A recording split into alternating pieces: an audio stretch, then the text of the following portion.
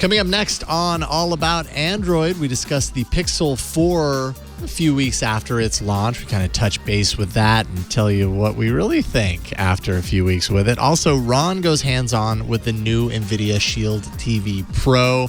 Exciting stuff there. Who is the Pixelbook Go for in the eyes of our guest, Kevin Tofel? Disney Plus has arrived. A ton of your emails, all of it Pixel related, and so much more next on All About Android. Podcasts you love. From people you trust.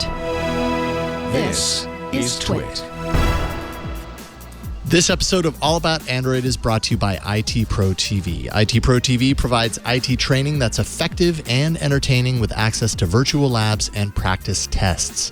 Visit go.itpro.tv/allaboutandroid for an additional 30% off for the lifetime of your active subscription. Use code AAA30 at checkout. And by Plex. With Plex, you can organize and stream your personal collection of movies, TV shows, music, and photos anywhere on any device. Go to plex.tv/twit and enter code TWIT10 to get $10 off a lifetime Plex Pass subscription. This offer applies to new subscribers only.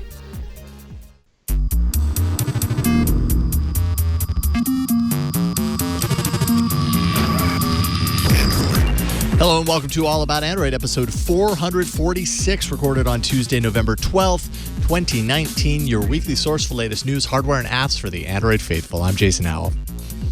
And I'm Ron Richards. And I'm Flo the Echo. Flo Echo. We've got all new locations. I love it. I know. Everybody's on location right now. Ron, you're at your home. Your babies are asleep in the other room, mere feet away from you. So we're going to get NPR voice Ron. City living at its finest. Flo, you are in your new pad. I am. Sans foam, so it's very echoey. And no, this is not an ad for Amazon. Nice. It's actually not as echoey as you think it is. It actually sounds okay. Yeah. Good. I will say, however, I have a a Nest Home Mini. There we go. A Nest Mini. I don't even know what to call it anymore. Right in front of me. And now it's activating and listening to me. So that's going to be a fun show. You're talking about me?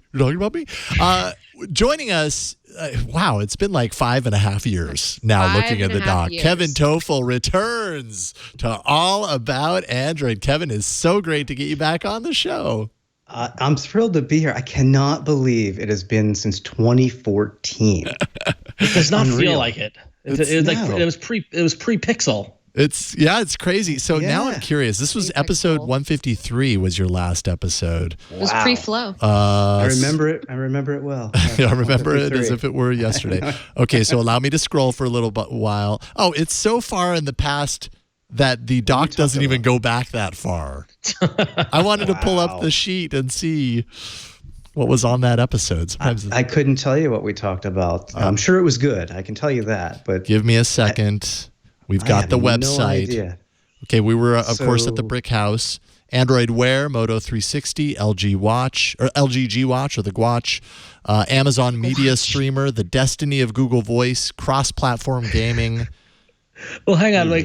Can we just note that we talked about the Moto 360 coming back last episode? Yes, I know. Like how much of that subject is like just the cycle keeps turning, right? Like totally. We talked about Wear OS, Android Wear, same diff. Moto 360. We didn't talk about the LG and the G Watch recently, but we have a media streamer on today's show. The Destiny of Google Voice, that's like a topic that never gets old. Messaging, that whole stuff. Cross-platform gaming, kind of today as well. The more things change, the more they stay the same. Yep. Yes. And now 5 years ago, I was at GigaOM. Yes. Now, obviously not, because a year later they shut down. These days, I'm doing the Chromebook thing. I started as a little, I was bored basically. So I started it 18 months ago about Chromebooks.com. And I started taking comp sci classes at my local community college and getting really involved there. I'm on the CS advisory committee to help shape the curriculum going forward for the next 3 years. Right on. And we're talking about maybe an adjunct instructor position for the intro classes. So not bad. That's really cool. That sounds to me, that sounds very fulfilling. Oh, it's very fulfilling. Yeah. I mean, considering, I'm sitting at home all the time, just tweeting at people. I don't really see anybody, but I love hanging out. I call them the kids, but, I love hanging out with my classmates and doing study groups with them. And in fact, I'm just going to say this and get it out of the way. I did not know when I signed up for this show that I would have a computer architecture class the next day, and that you guys do the show at 8 p.m. Eastern time. Oh, shoot. No, I don't care. So I've been studying all day. I am now officially in study break mode for the next hour and a half. Nice. There you go. And it's right back to assembly language and all the other bits and bytes that we're learning about. So. Yeah, man, assembly. Wow. You're gonna need another one of those cocktails for assembly, that's for sure. I'm gonna bring a flask to the test, I think. Good idea. They say that when you're studying like you are, it helps to break up your study sessions by appearing on an Android podcast. That's what they say. I missed that, so I'll take your word for it. Yeah, and they say it's really effective. That's how Hemingway wrote all of his novels. Oh yeah, it's true. She knows her stuff. When's the last time he was on the show? Oh man, that episode 1. That's 1953. definitely not in the doc. You'll just have to take our word for it. Okay. He loves tablets. It's amazing. Okay.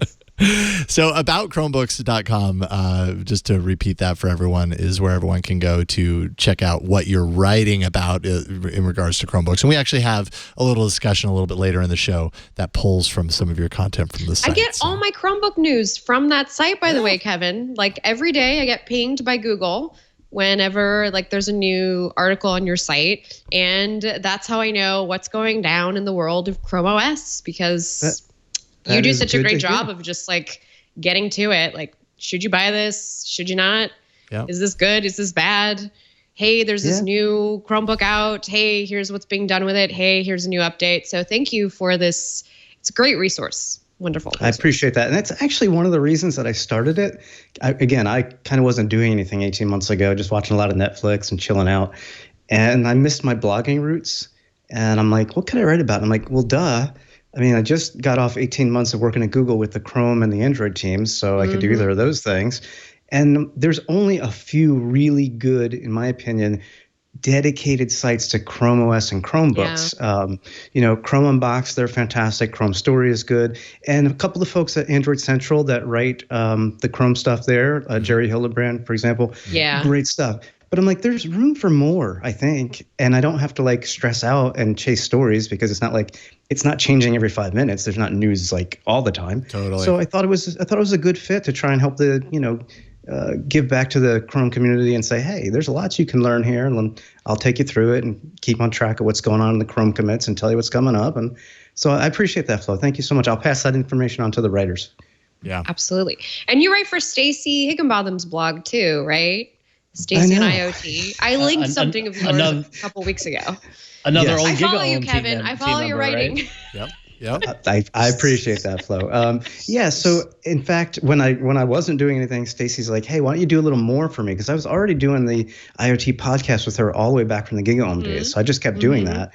And she's like, why don't you write some more for me? You got some more time. So I do write, a post or two each week there and still do the podcast. And we go to CES every year as, the IoT podcast and Stacey on IoT. So it's a great gig. She's fantastic to work with. Obviously, you guys have spoken with her, I'm sure, on the other shows. I mean, she's awesome. Yeah. She's awesome. She is. I've been filling in for Leo on This Week in Google for the past month. Tomorrow is my last of 4 episodes in a row. Spoiler, you might see some others of us tomorrow on that show as well. But anyways, having a great time doing the show with both her and Jeff Jarvis. And smart people. I love working here. I'm surrounded by smart people. It's such a great job. You are. That's right. Breathe it in, Flo. Just take it. We got Ant sitting in the audience. I'm literally surrounded by smart people. Oh, hi, Ant. I'm so happy you're here with us today. Hey. Ed started not too long ago. He was a fan of Twit before actually working here. So sometimes Ant just plops in. And he was even a guest before he worked at Twit. That's we recognized the greatness that is Mr. Ant, and we brought him on, right? So. And now Ant does Photoshop ASMR, which I told him to keep doing because yes, loved it. It really is the most soothing thing to fall asleep to is Ant working on his photo edits. So true. He's killing it. a great addition. Absolutely. All right. Well, it is. This has been a total love fest, and I'm super happy about that. I love you guys. Yeah, that's it. But like the news, it really doesn't matter. No, let's get into the news. Victor, awesome technical director. You're awesome too, Victor. Let's go into the news. Thanks. We're not going to be doing any Netflix and chilling right now. I think it's time for some Android and newsin'. Oh, I see what you did there. Now I have to ask, Kevin. Did you realize when you said you were just watching Netflix there for a while and chilling that you did the Netflix and chill thing inadvertently, or was that intentional? I had no idea. That was literally, awesome. Actually, I was secretly I asked Kevin to set me up. Yes, it was a good segue, and we're going to segue later into Disney Plus. And I just watched The Mandalorian right before I came on here too. Hold on to that. I'm curious. No spoilers. Save it. No spoiler. Yeah, Ron is very, very particular about his spoilers on it. We're going to talk about Disney Plus later on the show, but I have been on a Star Wars media blackout for the next movie, but I'm not on a media blackout for The Mandalorian. And all I know is that I opened up Disney Plus this morning. I saw the running time was under 40 minutes, and I was like, oh, thank God. Because if it was like an hour plus, I just don't have the time. I was like, okay, good. It's short. I can enjoy this. Yeah. Well, we will get into that in a little bit. But first, I will go ahead and preface this episode by saying it's actually pretty Pixel heavy. There is not a whole lot of Android news this week. So we're going to have a lot of emails. All of them are related to the Pixel. So those of you who write in and say, you guys talk all the time about Pixel. Hey, guess what? You want to hear about the Pixel too, because there were tons of emails about the Pixel. So wait a minute, Jason. Two questions. They want to hear about the Pixel 2? Oh, Pixel also. A Pixel. Okay, got it. Also, would you say that this episode is going to be a Pixel-a-palooza? Yeah, sure, it could be. You could go ahead and classify it as a palooza. Sure, it probably qualifies. Just checking. Cool. I love a good palooza. It could be placed in the Pixel palooza bucket. Sure. You were one word away from a great alliteration. I know. I couldn't quite get there. But let's start with the Pixel. Just talking about the 4. And Flo, you wrote something that posted. Was this today or yesterday for Android Police? 7 hours ago. Thoughts? 2 this time. And your headline says it all. There just aren't enough good reasons to upgrade to the Pixel 4. Boom! Yeah. Mic drop. That's bold. Yeah. That's bold. Wow. I mean, spoiler alert. That's my editorial. Please go read it though, because it makes me look good to the Android Police folks, so they'll keep giving me work. Thank you. Yeah, absolutely. This is not to take away from people checking out the article. It's much more nuanced than what you'll get right here. But tell us every single word that you wrote right now. Oh, okay, I'll give you all 900 words. No, so actually, it's just a couple of key points. Is just the fact that I have not switched to the Pixel 4. I have it charging, but I'm still using the 3, and I am having a really hard time being motivated to swap out that SIM and to do that whole trade over for a number of reasons. One kind of aesthetic logistical reason is that the Pixel 4 is just way more dense than the Pixel 3. There is a relative lightness to holding the Pixel 3 versus holding the Pixel 4. Huh. And I put a spec case on the Pixel 4 to kind of protect it, as you should do with review units and just anything you spend a lot of money on. And my gosh, it is it's like a rock. It's like carrying around a full rock. And it's just, I don't feel comfortable having that in my hand. My wrist hurts after holding it up for some time. It's just, it is such a different kind of experience. And then just thinking about the features that they bundled into it, that's cool. There's telephoto lens on the back. It does 2-time optical zoom. But then after that, you're going to digital zoom, and it's okay, well, why does Apple's phones and Samsung's phones have both wide angle and telephoto on them? And why am I not getting that with the Pixel 4? It's supposed to be this outstanding flagship, this, it's supposed to move the needle on computational photography, but why does it only have 2 cameras instead of 3 or 4? I know that maybe for some folks they think oh, well, that's kind of gimmicky to do all that, but what about following the market and following what standard, all these different brands are doing? Yeah, I don't see that as gimmicky at all. I see that as kind of standard with a lot of, especially the phones that are in the price category that the Pixel 4 is in. So I'm sorry. I actually meant to say it's motion sense is the one that a lot of folks have been positioning as gimmicky. And I have something to say about that, which is that although it's a good piece of technology, like we're going to benefit from it, but not in this package. Like, why is it in a phone and not in a Nest Smart Display or a Nest Mini or, more of like the at-home devices that we have around the house? Like, I always imagined that I'd not only be able to talk to my house, but maybe like if you've got cameras on it, like let me wave at it or something. Let me like gesture to it. What if I needed to shush? Like, if I could just go like that, that would be, I don't want to do that to my phone. I think that's a good point, but let me just throw something at you because a lot of people, I was one of the first people to say, look, this whole gesture thing should be built into the home stuff. I said it on our IoT podcast as soon as there are rumors that this might happen, right? And the reason being for just what you said, it's in my house. I want to, do this with my phone. It's a very limited space. There's not too many gestures I'm going to do. However, the way the Project Soli chip is, the way they're doing it's basically a very short range radar. It wouldn't work in the home devices, unfortunately. I think they should put something in the home devices, but it's probably going to be camera based, is my guess, because this is just limited, maybe a foot and a half at most in terms of the range of that radar. But I don't disagree with that. I think that, and I might jump in there also, and just to say real quick, Kevin, that I agree with what you're saying. However, at the same time, they shrunk down the Soli radar in order to get it into the phone, which makes me feel, which leads me to believe that in doing that, they limited the range, right? They brought it down to a range that works with the phone, shrinking it to fit into the phone. Because I know that when I was at Google I/O and they were showing off Soli, you could be far away and do these things and it would work. And I don't know if there's just a difference in size. Maybe they go with a larger size in the home device and that actually is capable of it. I don't know. That's actually an excellent point. And at the event, they showed the original size of Soli and how they shrunk it all down and to make it a small chip. That may well be part of it. Yeah. The other part, though, could also be the fact that they're using 60 megahertz, which is just a short range type of radio signal. And maybe they didn't with Soli in the past. Maybe they did for I don't know. But they're using 60 for this, and that's short range. High speed, but short range.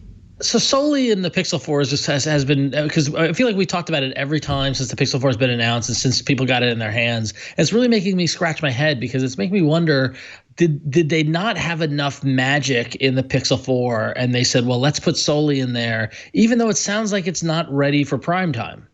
And so and in doing so, it's a great demo, but as we've seen, the execution of it, the actual use of it is a little less. Does that hurt the entire technology and the project in consumers' eyes? Because when they do put it in the home and have a wider range, will you be like, well, it sucks on the 4. Why am I going to use it on my Google Home? Maybe when it goes into a home device, there's less emphasis on the technology and more emphasis on what you can do with it. On the UI, right? You know what I mean? Interface. Like they really wanted you to know that there's a Soli in this phone because the people, the nerds who really care about like why they're spending $800-900 on a smartphone, they want a reason to put that money down. And this is a reason that differentiates this phone from any other phone out there. So Google wants those nerds to know it's this cool radar that we invented that no one's ever used. I completely agree with what you're saying, Ron. Like, it might have a bad name, but I'm almost certain that if they end up going larger with this and putting it into a home device, it's going to be less about like, what is Soli radar? And it's going to be more about check out what you can do now. You put your hand over it and you go like that and it turns the volume down, or you go like this and it turns the volume down. Some big like indication that really works in that form factor that doesn't quite work so well with the phone. I think you're spot on. If they had not even said or mentioned the words Project Soli with the Pixel and just said, hey, we have new face unlock technology and it's faster than the competition because it just is, whatever. They don't need to say why, right? It's just faster, something we've developed. Yeah. The gesture thing, whatever, that's gimmicky. I'm not a big fan of that. But that alone, you don't see Apple saying, we've got this new IR blaster that lights up your face and, so you... Sexy IR blaster. Yeah. Who cares? Yeah. Right? It just makes it quicker to log in. That's what they should be focusing on. Yeah, what is the usable experience? What is the experience like? Yeah. Right. Anything else that you wanted to get in there from your article, Flo? Yeah, the battery life, guys. There's Yeah. What? Yeah. What? Meh. Yes. Agreed. They shrunk Indeed. it from the last one. And I should At point least out they did you're in on the Pixel 4. You're on the 4. You're not on the 4 XL, right? Yeah, I'm Okay. on the smaller one, Yeah. but Well, I mean, I'm only pointing that out because you're on the 4, and the 4 is a sub 3,000 milliamp hour battery. It's like a 28 something, which, I mean, those are numbers that we were used to seeing years ago in phones. And, then I know. phones by standard, in a very standard way started going over 3,000 and just going for bigger batteries. The 4 XL has a larger battery off the top of my 3,700 something like that, 3,700 milliamp hour, definitely more in range. And I would say from my experience, I've been pretty satisfied with the battery on the 4 XL. I subtweeted you in my article because I was thinking of you. Oh. Well, not out loud. Actually, but I thought of you. No, because I saw your tweet the other day about how much battery life you got out of it, and I felt really jealous because I don't even have a SIM in the Pixel 4, and it's like I will watch like an hour of television on it, and 20% has gone. And I'm like, what? Yeah. It's been a disappointment, and I say that because I actually have both the XL and the 4. Oh, humble brag. Oh, so orange, yes. Well, no, I mean, I'm glad I have both because I can test the difference in, the battery life. Totally. And my screen on time on the XL is only about an hour more than it is with the 4. And the 4, I mean, it's literally 4 to 4.5 hours of screen on time on a good day. So, yeah. And I think my analysis on the 4 XL was not tied specifically to screen on time. Like when I do my averages, I'm averaging right around 4:45 or 5 hours of screen on time, which isn't a whole lot. I realize I use my phone less now than I did a few years ago. I would go for more of that. From my analysis, it was that coupled with when do I take it off the charger and when do I put it back on? I take it off almost every single day at like 5:30. It comes off the charger at 5:30 in the morning, and I put it back on at like 10 or 10:30 at night. And at that point, I still have 20 to 40% battery remaining.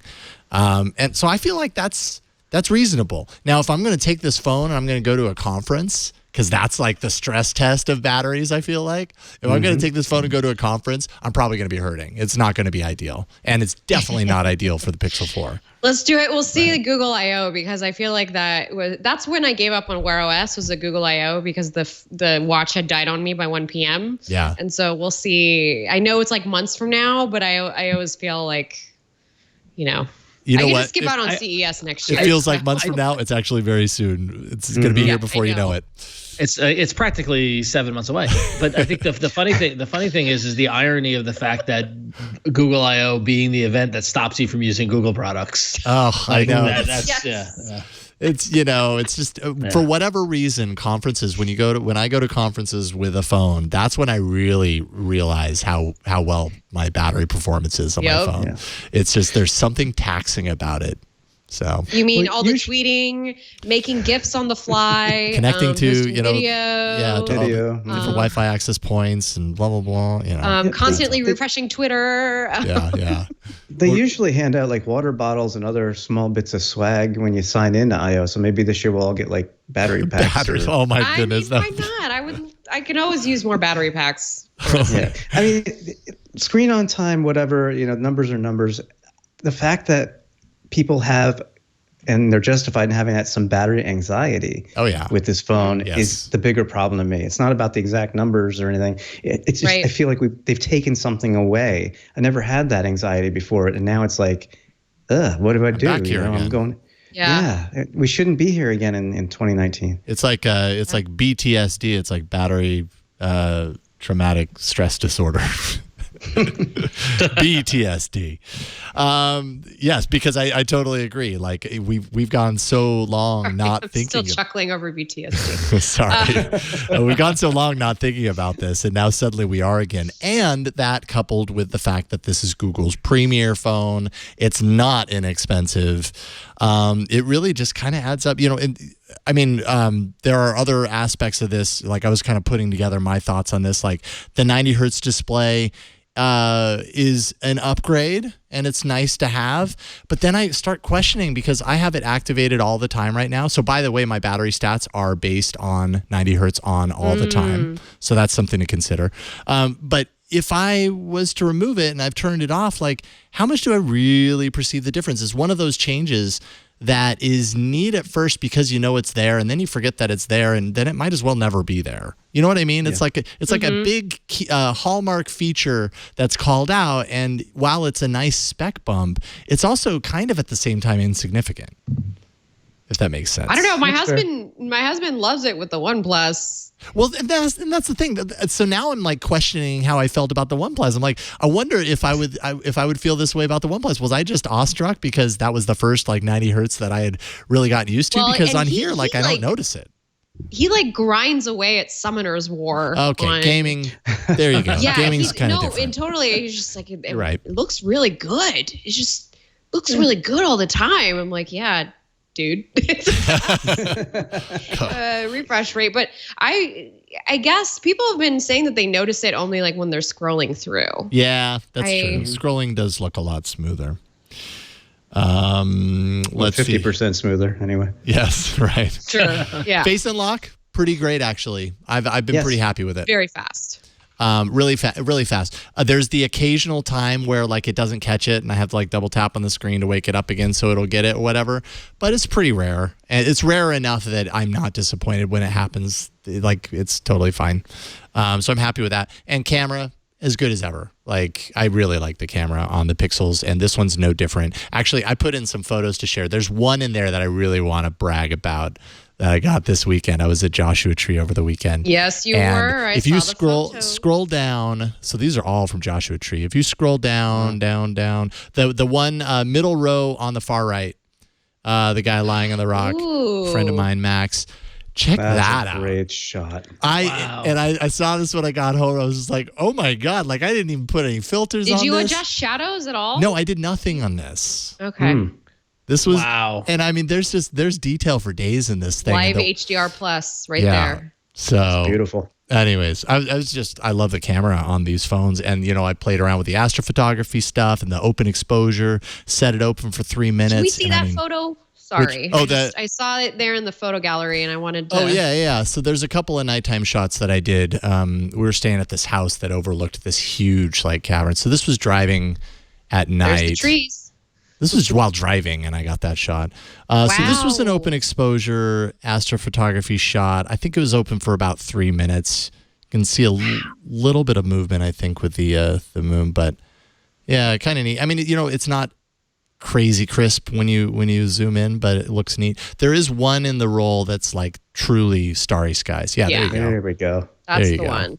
And that's what you get into. That's why you go to the desert, folks. Yeah. And when you zoom in on these astrophotography night shots, you can see more stars than you would think. Look how many there are now. Yeah. Totally. That's crazy. Well, now I feel really alone. I am clearly just a cog in a machine. Yes, that's true. Or you feel like you're surrounded by entities every single where you look. Yeah. I'm sure that somebody on another planet is doing an All About Android podcast right now. We're one of those stars to them. We're just one of many. Totally. Yep. That's how it works. I like the way you think. Yeah, that was an open exposure. Gorgeous. And so this was the view from the back deck of where we were staying. And how dark was that when you were? Oh, it was totally dark. It was totally dark. Yeah, I couldn't see any of the mountains to my eye. But it was also an almost full moon. Yep, got a plane shooting across the sky. Anyway, so from a creativity standpoint, you can do a lot with the camera. You also could with the previous Pixels. So if that's your only reason, like, I don't know, think twice. Like maybe it's not necessary. Yeah. I just noticed, by the way, it caught an airplane in that last photo. Yeah, wasn't that cool? Kind of streaking across the sky. Mm-hmm. Yeah. Well, now I want to go to the desert. Thanks a lot, Jason. I know. Oh, Joshua Tree was amazing. Oh my goodness, remarkable. Anywho, this is not a trip or vacation podcast. This is an Android podcast. Ron, you took the Pixel, you took it out for a spin, you had to share it. I had to share it. Great. Yes. Yeah, that's what it's all about. Experiences. That's right. but there's some experiences that are about to happen that have got some people upset. Friends over at 9 to 5 Google wrote an opinion piece about the fact that the new Pixel phones are being steeply discounted a few weeks after their release.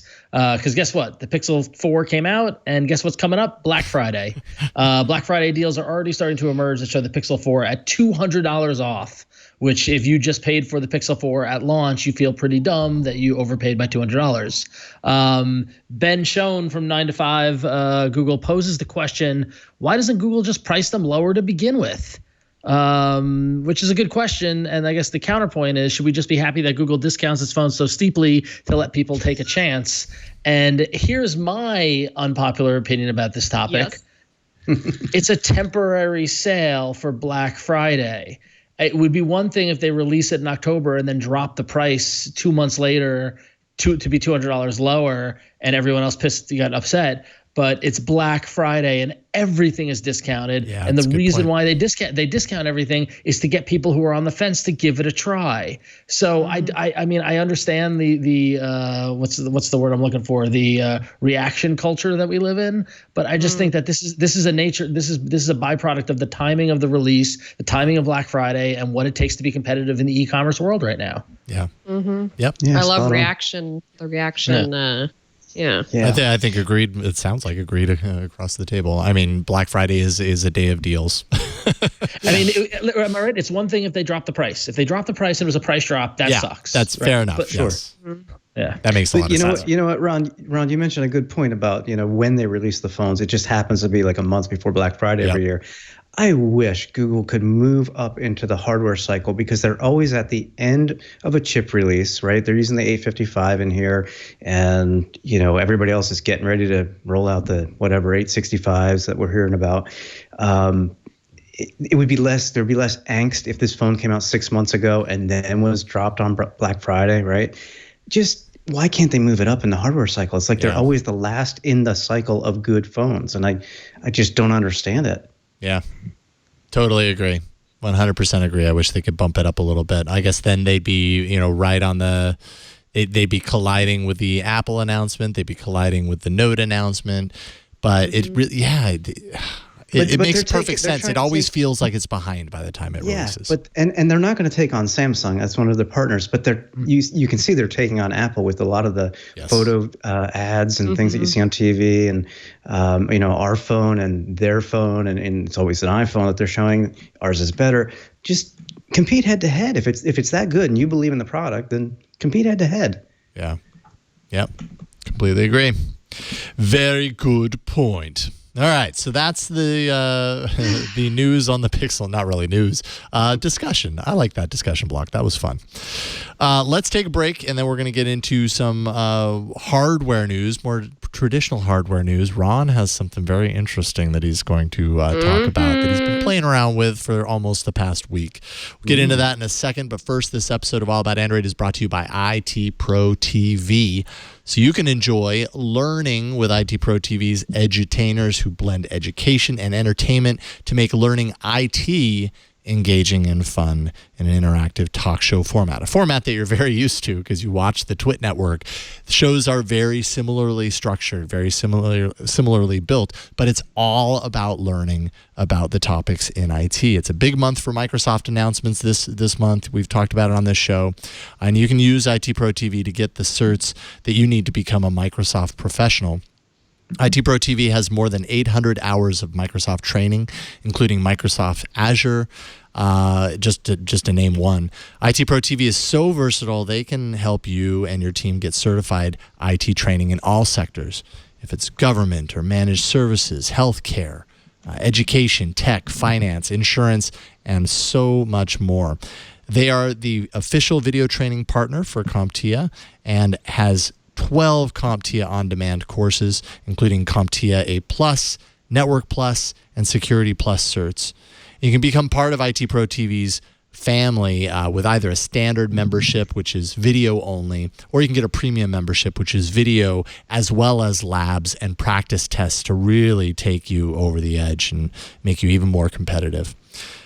Don't wait. Visit go.itpro.tv/allaboutandroid and use code AAA30 Doing that, you'll receive 30% off. That's go.itpro.tv/allaboutandroid. And make sure and use code AAA30 while you're there for an additional 30% off for the lifetime of your active subscription. IT Pro TV, build or expand your IT career and enjoy the journey while you do it. And we thank them for their support. All right. It's time for some interesting, I'm super curious about this hardware.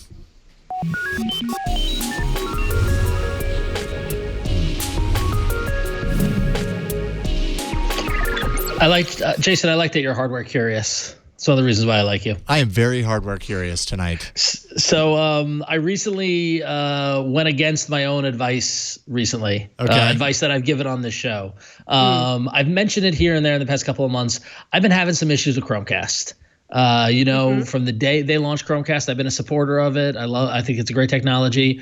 Recently, there have been two things that have been making me sour on Chromecast as a concept. One is, and I don't know if this is something wrong with my router, my Wi-Fi or whatever, but it would disconnect constantly. Like I would like HBO Now, and it could be a problem with HBO Now. 30 minutes into HBO Now, it disconnects, and I get the error message, and then I need to relaunch the app. I need to reset the Chromecast, do this whole thing. YouTube TV sometimes drops off, the connection just goes away, right? And that's really frustrating. It's annoying, especially when you're in the middle of like an hour-long show. Secondly, as aforementioned, 13 feet away, I've got two twins sleeping in the other room. And now the need to quickly put something on the TV is apparent. And my wife, who has a very, very outdated iPhone and refuses to install apps on it, she actually uses everything on the web, on the browser, which I find fascinating, like Facebook and everything like that. She very limits her app use.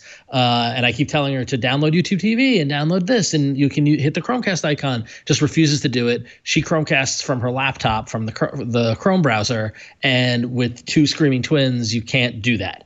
So out of necessity, I said, I'm going to finally pony up and get an NVIDIA Shield, because I've heard just such great things about it. It's so fantastic. This is about September. And then in September, we heard the rumors that the new NVIDIA Shield line was going to be announced. And so previously, my advice was, if you need something, just buy what's out there. There's always going to be a new product. There's always going to be whatever.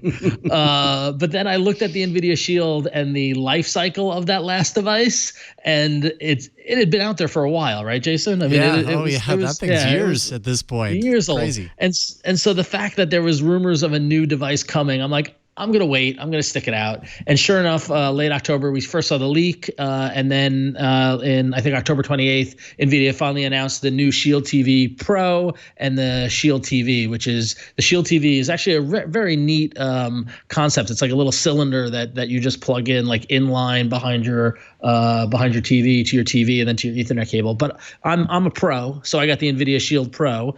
And sure enough, I got it, and it is right here. Right on. And so I've had about a week with it, and so I wanted to share with you all my reactions or what my thoughts on it. My first immediate thought is that all the pictures on the website and on the box show the remote and the device like next to each other, and I just thought that was Photoshop. I didn't realize that this device was literally like the size of, I mean, like it's like almost the size of my Nexus 7 tablet back in the day. That's what it looks like to me. That's exactly what I thought of. And I apologize for my lighting. You can't see, like, there's the subtle bevel and there's the green line there and all that stuff. It's got that. And Victor, if you throw up the website, you can see a better shot of it. But it is a tiny device, and which is great because I have a limited amount of space, and so it fits in my current home entertainment system. I didn't even have a problem fitting it in. So immediately, just from a physical standpoint, it was great.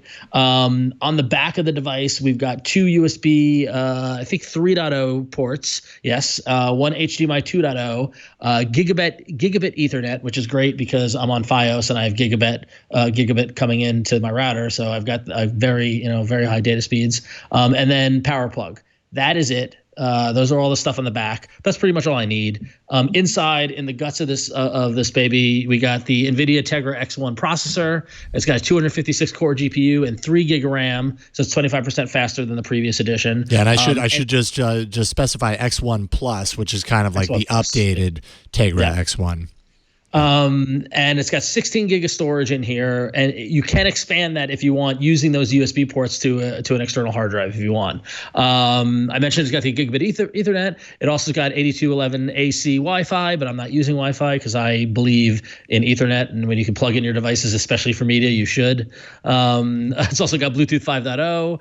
It's got Chromecast installed, and then it's got a whole bunch of awesome stuff to support if you are a home theater enthusiast. It's got 4K HDR, Dolby Vision HDR, and HDR10, AI upscaling from 720p and 1080p to 4K, 30 frames per second, and it's got all the Dolbys: Dolby Digital Plus, Dolby Atmos, DTS:X surround over HDMI.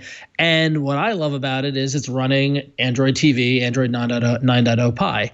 I haven't had an Android TV device since the Google TV, which I don't even think warrants an Android TV device. Yeah. So picked it up, got it installed, and literally after maybe an hour, I turned to my wife and I'm like, "Oh, I'm so glad we did this." Yeah. It has been a transformative experience. I've been a cord cutter since 2007, right? So I've constantly been changing what my approach is and how I do things and things like that. It's funny, Jason, when I told you I got the Shield, you said, "Oh, install Plex on it, install Plex Media Server." I already have a Plex Media Server running off my Mac Mini. Right. So while I could use the Shield and its 16 gig of storage and expandable hard drive to move Plex over to all that, I've got a Mac Mini with all my media on there connected to the gigabit Ethernet, and this is plugged into the gigabit Ethernet. It works so smoothly. It's amazing. That's amazing. Awesome. Yeah. Android TV, first glance at it, I actually was a little, I want to say underwhelmed, but not in a bad way. I guess in my head, I built it up to be this like kind of, nirvana of TV experience, and it's just Android on a TV. That's all it is. Yeah. You're limited by the apps that are available in the Google Play Store. Luckily, there wasn't any regular TV apps that I didn't have on my phone that I was currently using Chromecast for that weren't in there. So everything has a Android TV version, and I have a lot. As a cord cutter, use a lot of them. So I immediately installed YouTube TV, installed Hulu, installed. I didn't need to install Netflix because it comes with it, and the remote's got a Netflix button. Yeah, how do you feel about that dedicated Netflix button that will always be there? It's fine. Here, that's a good time to talk about the remote. Here's the remote. The Netflix button is fine. We're not really a Netflix household. We watch some stuff on Netflix, but we don't like live and die by Netflix. But there has been a lot of humor with my wife where she's asking me, she's going, so I'm sorry, how do I load Netflix on this? and so I go, oh, you just press the button. And so, the new triangular remote design is interesting. I mean, it's an interesting way for it to sit on the table. It's a Toblerone. Yeah, it's totally is. You know, it's so funny you say that, Flo, because that's literally what my wife calls it now. She calls it the Toblerone remote. The Shield Toblerone. So you got that. But the buttons are backlit and motion, the motion sensed or whatever. They're really good. They're nice. The weird thing is that the back button and the home button are a left arrow and a 0, and so that took some teaching my wife. Okay, if you want to get back to the main thing, hit 0. And she's like, why don't I just hit home? I'm like, well, because there's not a home button. She's like, there should be. And I was like, yeah, you're probably right. But it's a circle. It's kind of like PlayStation. But she's been able to navigate it with no problem. I still need to port the volume buttons to control the TV. I got the 2 remote thing going on there. But all in all, it's been great. It's been a real positive experience. Everything that we've watched runs smoothly. I haven't had a single show get interrupted like it did with Chromecast. And for the apps that I didn't install on Android TV, like I was watching my cousin's a wedding videographer, and he did a trailer for my brother-in-law for his wedding video, and it came out on Vimeo, and I have Vimeo on my phone, and I Chromecasted it to the Shield, and it just worked the same way. It was great. It was seamless. I will say that the upscaling, I did notice a difference when I was watching Watchmen on HBO the other night. It did look a little crisper than the Chromecast over Wi-Fi on the app. I'm not scientific there. I'm not going to compare, I can't back that up with any data. I don't have a 4K TV. I have just a 32-inch Vizio, but it looked better for some reason. And I don't know if I'm just enamored and in love with Android TV for thinking it looked better. But it was great. With Android TV, you're able to install your own apps. You can pick your favorites at the top of the UI. So all the ones that we use are right there and easy to get to. It's also doing a cool thing where it's dipping into each app and suggesting the next thing you watch, which is really cool. So currently right now it's telling me the next episode of Sesame Street Classic that I'll be watching tomorrow morning with the babies, which is great. But that's also really cool because it's bubbling up like recommendations from YouTube and stuff like that straight from the home screen. So I don't necessarily need to go into the YouTube app to get to the next video I want to watch. I don't know, man. I'm converted. I think this is probably something I would long overdue, and it's $199. And I gotta tell you, it's worth honestly, it's worth every penny. It was transformative in my experience. I went to go buy it on October 28th, and I couldn't get it. It kept on going out of stock on Amazon. One of my buddies at work got it from Best Buy, and his still hasn't shipped yet. I just happened to be on Amazon at like 5 in the morning because, again, babies, and I snagged one when I guess they restocked, and so I was lucky. It seems to be a hot commodity. But all in all, this is great. If you're a home entertainment person, if you got a Plex server, our great sponsor of the network here, love Plex. It works great with that. You've got a lot of options for storing on the device or installing the hard drive, so you don't need an external computer for it to work with. Yeah, I don't know. This is I totally understand where everyone's coming about the love from the NVIDIA Shield. So I give this totally 2 thumbs up, and I'm doubtful if I'll ever go back. Wow, that's a big recommendation from Ron on the new NVIDIA Shield TV Pro. I should also mention, like, the standard or the old version of the Shield TV is a really great emulation console. It does a really good job of emulating certain consoles that are actually really hard to emulate. So that's something to look into if that's something that appeals to you. And also updates. Obviously, NVIDIA, based on the previous version of this hardware, can be trusted on supporting their hardware way longer than we're used to in the Android space. NVIDIA has done a really great job supporting the old hardware. I envision that they will do the same. I envision that they'll do the same type of support with this. They've certainly built up a lot of goodwill among their users. People love their NVIDIA Shield TVs. I hope they do, because I have had 2 of the original NVIDIA Shields, and I was excited to hear that Ron was going to talk about the new one, because I was wondering, do I upgrade or not? Yeah, I probably won't. The biggest reason I might is this crappy remote control. Yeah, it's it's like a Hershey bar, not a Toblerone, and it's really, really bad. It is bad. Yeah, it's bad. And the old Shields have Android 8.1. I know one of mine just got an update today, so they're not running 9 or anything like that. But the Shield is probably the most underrated streaming device ever made. It's probably like one of the best Android devices ever made, quite honestly. So I'm glad to hear that Ron's enjoying it. Yeah, it really is at this point. And admittedly, I didn't use the first Shield, but I've seen it in use and things like that. But at this rate, this product is a solid candidate for the Android Hall of Fame, I think. Yeah.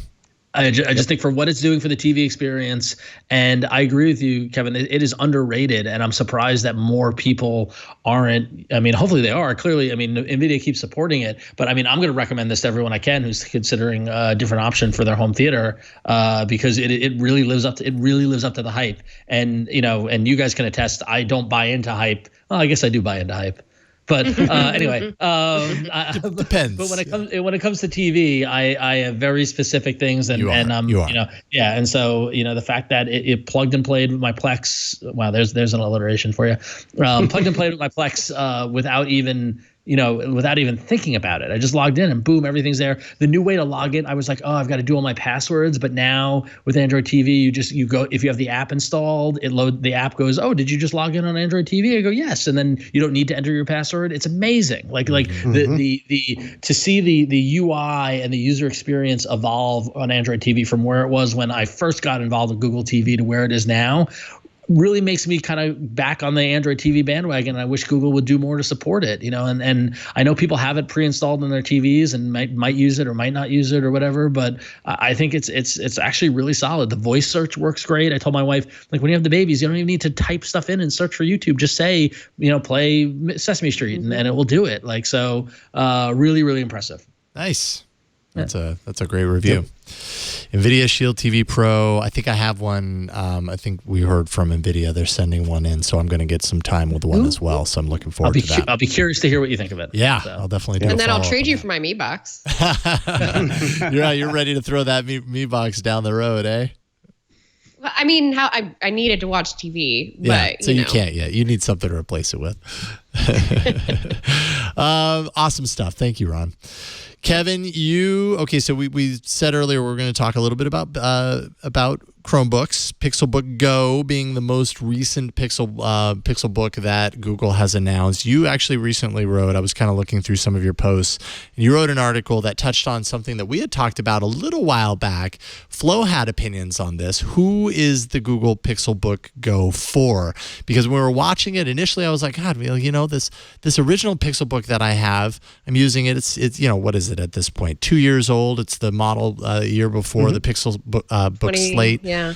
And I have zero issues with it. Like, it is still as fast and fine for me as it was the day that I got it. And so when I saw the Pixelbook Go, I was like, well, is this the upgrade path? And Flo, I think your opinion was that this is maybe more for like students or something, or maybe less for like professional, more for casual, let's say. Yeah. Okay, so I'm curious to hear what you say, Kevin, on that front, because you wrote about it. So tell us what your thoughts are. Yeah, so I got to be honest. I was not impressed by when I heard the leaked specifications of this device, which was codenamed Atlas. I'd been following it for a year and a half, 18 months in the Chromium commits, and it seemed like it was going to be high end because we heard 4K display and a bunch of other things that made it sound like it was going to be super high end. And that's always what Pixelbook has been, right? Or Chromebook Pixel, whichever you want to look at.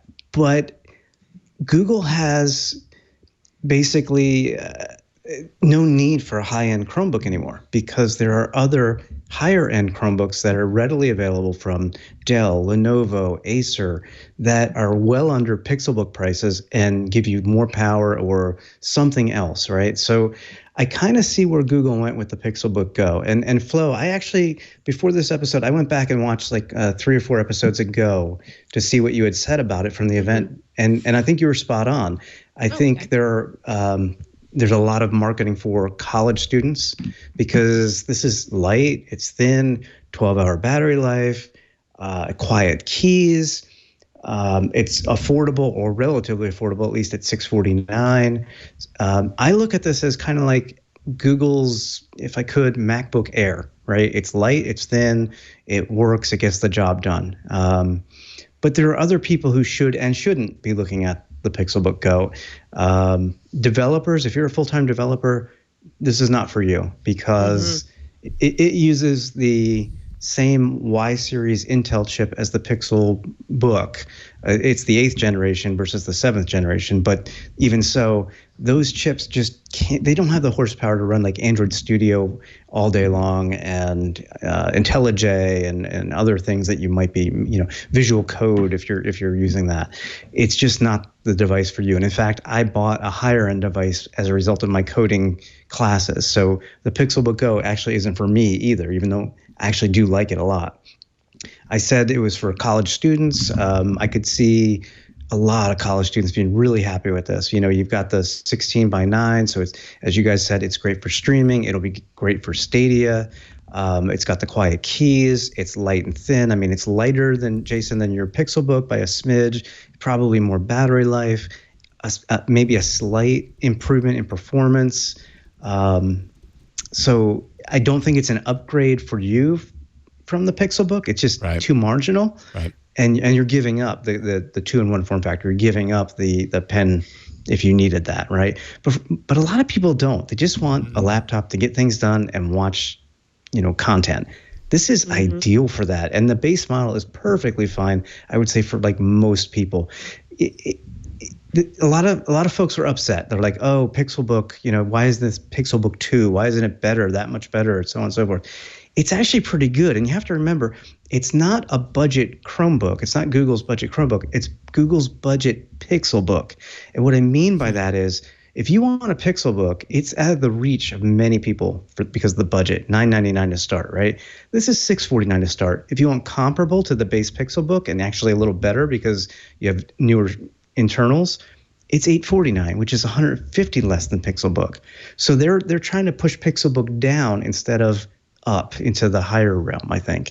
And I don't think that's a bad idea because, again, there's competition at the high end. I mean, I spent, it was $999. I spent less because it's a refurb model, but the Acer Chromebook Spin 13 with 16 gig of RAM and a Core i5 U series processor, which can handle development, I got it for $819.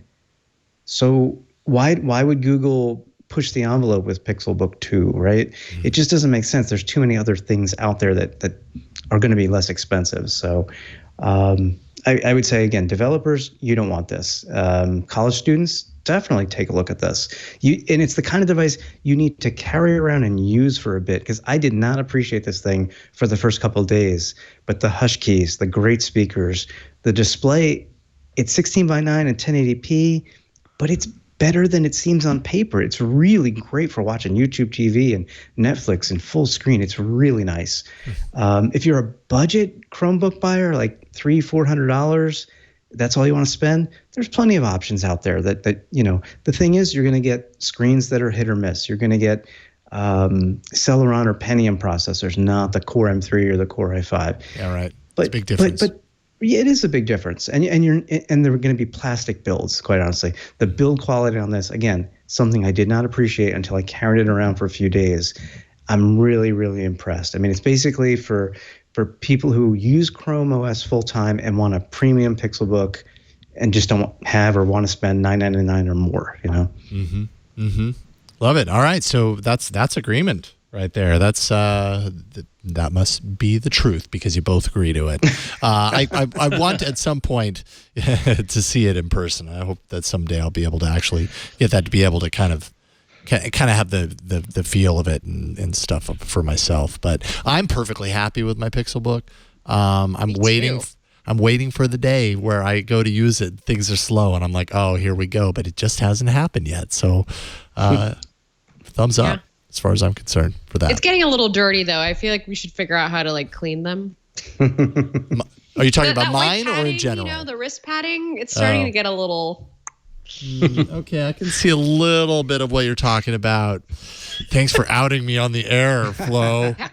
I'm talking about it from my experience too, okay? And it's true. Listen, it's true. It's totally white. It picks up the dirt. Yes, that's a really good point. All right, let's jump into, we're doing things kind of a little out of order. We're going to jump into apps right now before the ad.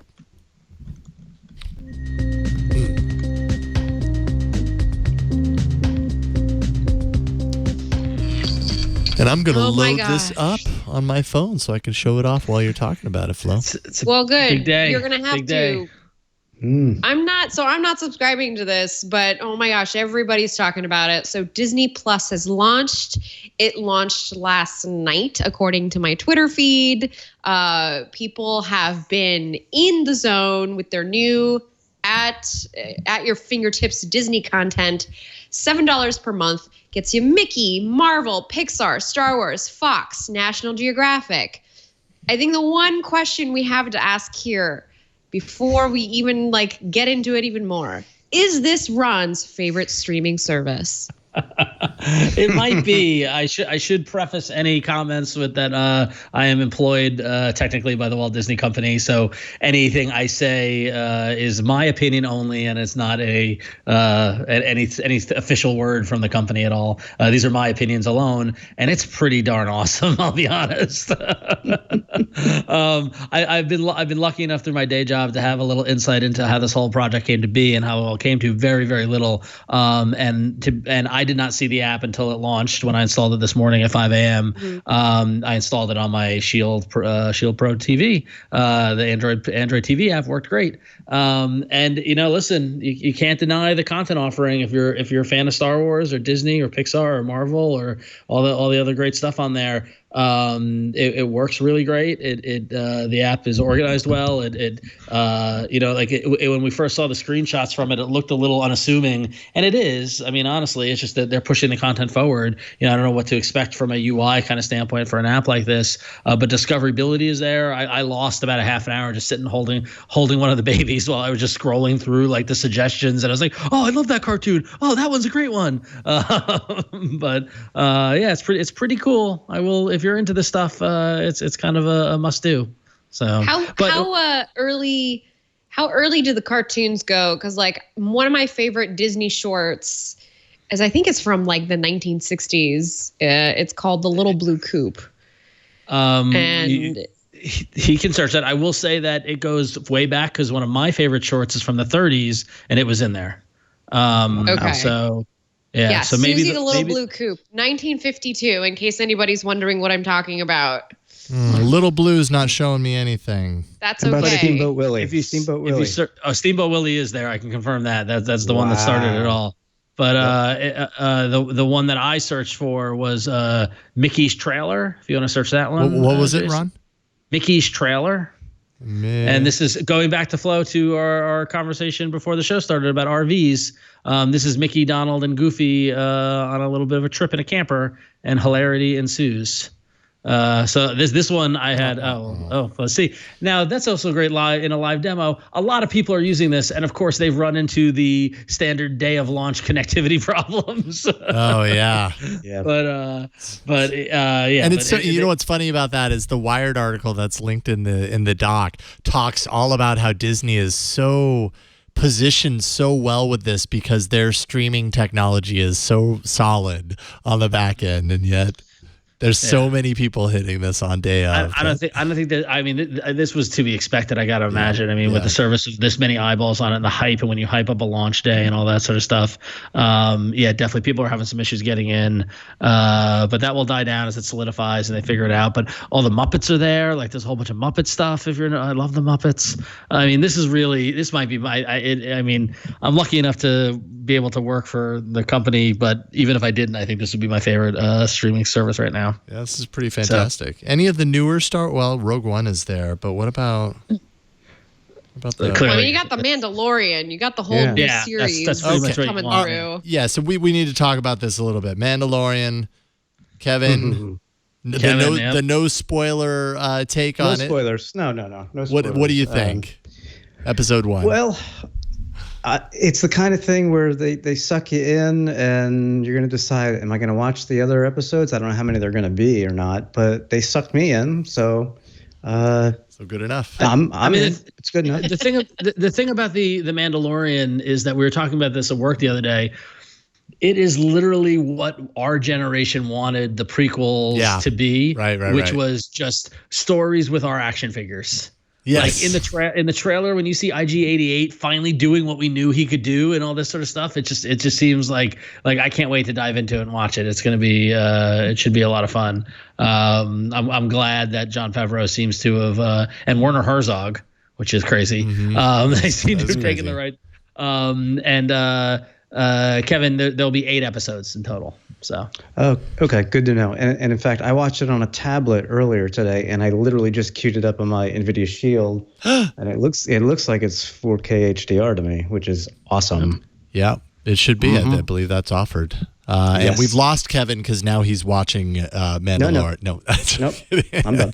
No spoilers. They're so good that they pulled Kevin out of the podcast. And if I could, again, going back to disclaiming because it is my day job, but if I could get a plug in, actually, Jason, if you search Hero Project. The only piece of new content from Marvel in all this is a new TV show called Marvel's Hero Project, which honestly is a really, really special nonfiction series.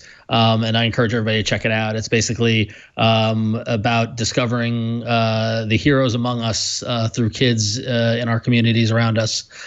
Each episode focuses on one kid who's doing amazing things in their community, and we learn about what they're doing, and then they join the Marvel Hero Project, and they get a comic book made about them, and then I'll leave it there. I'll let you watch it because then the tears will flow. But it's got 100%. It's got 100% rating on Rotten Tomatoes right now, and I've had a lot of really I've had a very lucky experience to be able to work on the closely on the launch of it, and we just couldn't be happier. So I encourage everybody to check it out because we're really proud of it. I love it. Yep, I did a search, found it very easily. Awesome. Marvel Hero Project. Right on. Cool. Yeah, great stuff. Oh, sorry. There we go. That's what it looks like in the app. Yeah, so there it is. Cool. And so it looks like they're doing episode by episode. It's not the Netflix model, which is... It is not the Netflix. It is weekly release. It's weekly releases. Okay, so, interesting. That keeps you locked in on a weekly basis with your your monthly fee. So that's interesting. Going back to the old way is interesting now. Going back to the way it always was is interesting. Okay, let's take a break, and then we've got a number of emails to blast through because we're going a little long, but I think we can get through these emails pretty quickly. First of all, let's take a break. Thank the sponsor of this episode, and that is Plex. We're actually talking about Plex a little bit earlier. Yes, they are a sponsor in this network. Plex brings together all the media that matters to you in a single app, and it's available on any device, no matter where you are. It's an amazing media management app. We love it, we use it, and you should too. You can organize and stream free your personal collection of movies, TV shows, music, favorite podcasts, web series, news, and more. And you give your media the royal treatment that it deserves when you sign up for Plex Pass. With premium features that you get from Plex Pass, you can bring out the best in whatever media you have. With the Plex Pass, an antenna, and a tuner, you can actually stop paying for cable and enjoy great TV and even record for free the free HD broadcast channels right to your library. Offline accessibility with mobile sync so that you can sync your movies, shows, music, and photos to your mobile devices for offline enjoyment wherever you go. They've got premium music in there. Enjoy your premium music features, things like lyrics, custom curated playlists based on your music preferences, that sort of stuff. And then premium photos, so you can create beautiful photo albums so you can easily customize and share your favorite memories with others.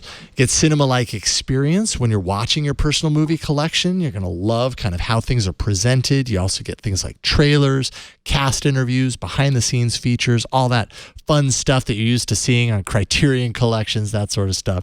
And if you happen to have multiple users, it's so much easier to switch users with Plex Home. You're going to love it. You can create customized, managed accounts and make switching users easy with Plex Home.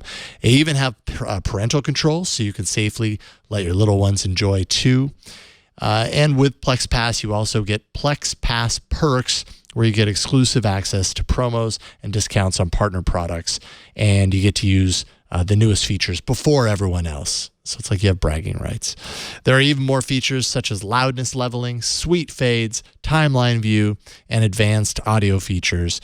So hopefully that's enough to get you ready for Plex Pass. You can check it out for yourself. Plex is offering Twit listeners $10 off the lifetime Plex Pass subscription for new subscribers only when you go to plex.tv/twit. While you're there, enter code TWIT10. That's the magical code. That's plex.tv/TWIT and enter code TWIT10 and you'll get that discount, $10 off a lifetime Plex Pass subscription. And we thank Plex for their support and for supporting our media collection and supporting our watching in our living rooms. All right, it's email time. We got a whole host of emails, all Pixel related. I told you earlier that this show is almost entirely Pixel. It's just the way it happened. So we'll start off with you, Flo. You got the first one. Oh my goodness. Here is a blast from the past. This one comes from Derry K. They write in, as I'm sure you all remember, the security and software updates have stopped for the Pixel C. Do you remember? Remember when Google had a tablet that wasn't like a Chromebook? Those were the days. However, I find it hard to keep using it with the reality of the security risks out there. And I agree with you on that, side note. So I thought it would be time to revive it by flashing a ROM/new Android variant to get it back on a secure platform. I wanted to ask for your opinion on an OS or ROM option that could keep my tablet current with security patches. I love what you guys do and the back and forth from Ron and Flo. So, yeah, this is a good open question. We have the right person on. Is this possible? Do you recommend it? What do you think? Kevin, sorry. I apologize. Here. That's okay. No, I apologize. I didn't actually say your name, so you wouldn't even know that I was talking. And we just all graciously deferred to Kevin, So when it comes to the Pixel C, do you think flashing a ROM or going with a new Android variant? And you know what? I'm only realizing now as the words are leaving my mouth, this is not a Chromebook. I'm so used to thinking of the Pixel C as a Chromebook because that was the device that was supposed to be a Chromebook. That's correct. So my apologies. You might not even have the right answer for this. For a second there, I was confusing it with a Chromebook tablet, but it was never that in the first place, and it deserved to be one. So it came out after the Nexus 9. Let us not forget. Oh shoot! So that was actually a while ago. Yes. Oh, yeah. Yes. And by the way, you can buy it used on Amazon. The lowest price is $380. The highest is $600. Just in case anybody gets a little tickle. I don't know that I would do that though. Yeah, buying a Pixel C at this point, probably not the best idea. Go get like a Galaxy S Tab S6 or something. Yeah, yes. Yeah, totally. Yeah. I mean, if there are ROMs out there for this, sure. At this point, if it's beyond its point for updates, which it is, and you feel the security risk of using it, I mean, I feel like you kind of don't have a whole lot to lose. Unless it still works for you, then don't. Yeah, if you've already invested in the device and you have it, I mean, I would go to either XDA developers or some other trusted ROM site, right? And take a look and see what's out there to get you updates, maybe get you up to at least Android 8. Before buying something else, it's worth a shot. Yeah. They have an unofficial, on XDA, they have an unofficial Pixel Experience 9.0 Dragon, and this was released August 26th of this year for the Pixel C, and that is the last most active topic, and there's also a discussion about Remix OS 3.0. That's a really active one. That one's been going on since November 4th. I think it's just going to this is a weekend project. This is a labor of love that you get into to kind of like figure it out, collect your information from the different sites out there. Of course, XDA, as Kevin said, is one of the best, resources. Yep. And then from there, just kind of like read through and decide what scares you the least. Yes, that's how I do. That's how I do it. That's good advice. I like that. This one gives me more of a level of certainty than anything else. Nothing's 100% certain, but I'm not as scared with this one. I mean, really, you have little to lose at this point. It's old enough. If you are interested in breaking the security model of your phone, of your tablet, which is kind of what you're doing when you're rooting it and ROMing it, know that you're playing a little bit with fire, but it's not impossible, and it can be a fun project. I have not done it in a while, and we definitely don't have any like solid recommendations as far as like this is the ROM to install on your Pixel C.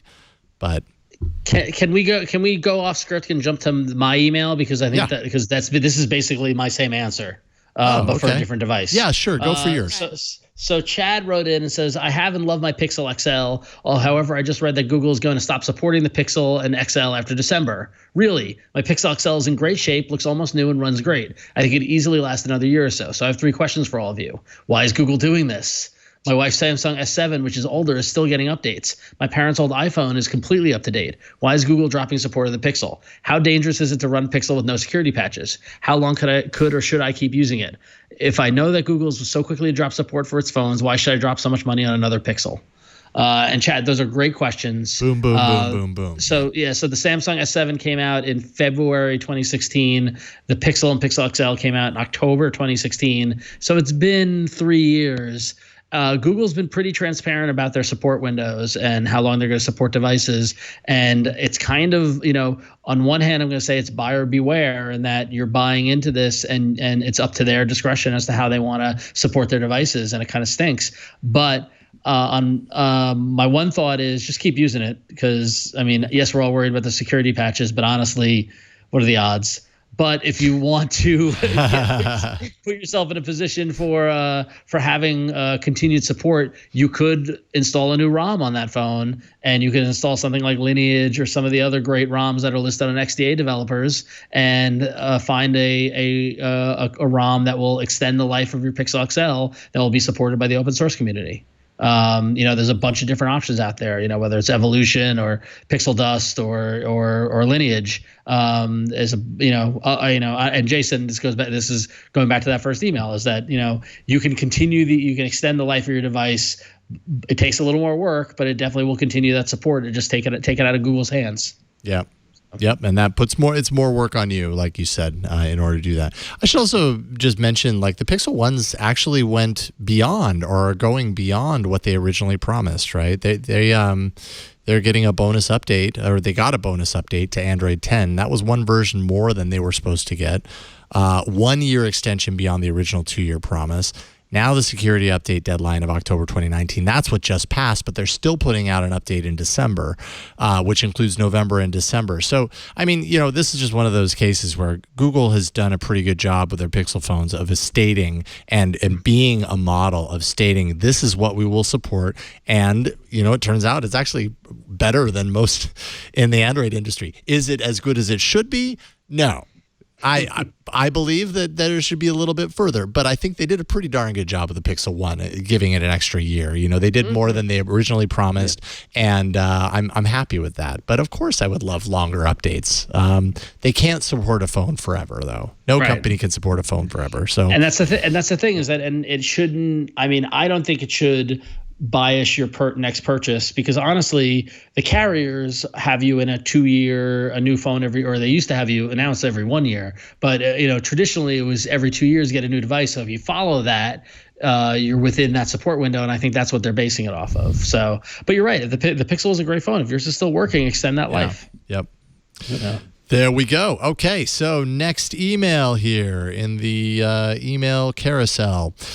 Tom from Chicago writes in to say, I just switched to a Pixel 3a XL for the Google experience and updates. Previously, I was on a Samsung S8 Plus running Nova with Sesame shortcut integration. I was surprised to find out Google had removed contact search from the Google search bar, or that it was broken. This was one of my most beneficial features of searching with the Google search bar, since all important information was integrated. Why this feature removed? How is the AAA team finding contacts quickly? Sorry, I'm reading this. It's a little out of order. While trying to stay true to the Pixel launcher's default settings. Thanks. So the question relies on the fact that if I open up my phone here, and I'll just show you real quickly. If I open up my phone, there was a time where you could go down to the search bar and you could search for someone that is in there. I'll just do a search for a first name, Stacy. I know I have a contact named Stacy in my contacts, but it's only pulling up web searches now. There used to be a time where you could go in there and you could do the search. It was like a universal search, and it would pull back contacts. I don't know that I ever really used that personally, but apparently you did, and that would be a big bummer if you relied on that and it's no longer in there. So, I mean, your question is, how are we finding contacts quickly on this panel and staying true to the Pixel launcher's kind of default layout? I don't use search at all. Like, I've got my contacts favorited. The majority of the people that I ever contact, if I opened up my phone app, they'd be right there in starred contacts. That's just how I do it, because that's a single button press, and then I just tap on the picture and I'm calling them. That's fast enough for me. I don't know about anybody else here. Do you all use your phone differently? Like, do you have any suggestions on how to get to contacts quicker than that? Is that about it? No, that's it. I think that's it. Yeah. I'm trying to think how I go to contacts. I go to my phone and then I tap contacts. Yeah, same. Yeah, that's what I do. Yeah. Phone and I type in the name.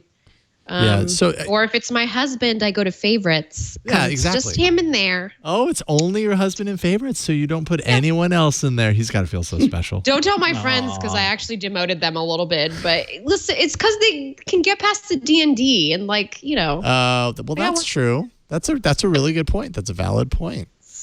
Depending on how you have your do not disturb settings set up, that can change that. So, it's a bummer. Sometimes Google rolls out features, and then a few versions later, that feature goes away, and there will always be X number of people that were using that before that now have to learn not to use it anymore. And it's I'm sure that made things a lot faster for you, and I'm sorry that it's not there anymore, but it's not, and I don't know what to tell you. Let's see here. Flo, you have the next one from Chris. Yeah, and this is a quick one that we've been talking about. So this one comes from Chris. I've had a Google phone since the Nexus 3, and I've had my orange Pixel 4 for just over a week now. I love the color and how it feels in my hand. The face unlock is great as it works both when I have my glasses on or off. That's true. The rest is meh. Oh. The price is too high for what you get. It needs to be 100 to 150 pounds lower, which is like almost 200 USD. Yeah. So pretty Chris, spot on with a lot of opinion out there, I think.